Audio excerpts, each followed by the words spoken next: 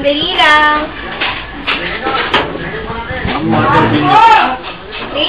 Thank you.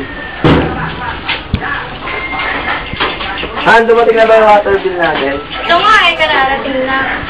Patingin nga. Ang taas na naman ng water bill natin.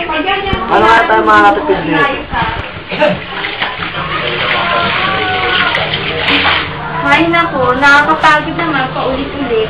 Nagbabanlaw ng damit namin.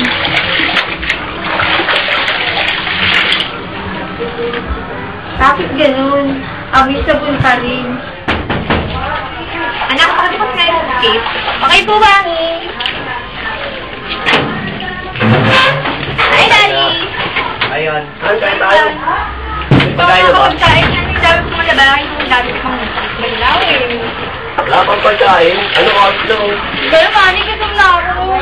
Bumili na kayo ng itong ulam. Ka na ba sa sobrang taas ng bill mo buwan-buwan? Napapagod ka na ba sa maraming beses na paglalaba mo? At wala ka namang oras dahil lamang sa paglalaba? Pwes, ito ang bagay sa'yo. Ang daw ni isang banlaw. Laging naman sa isang badyang tubig. At ilagay ang damit. At ibabad to ng 5 minuto at isampay. Makakatipid na kayo sa tubig at bawat pagod pa sa pagbabanlaw at magkakaroon na kayo ng oras sa ibang bagay.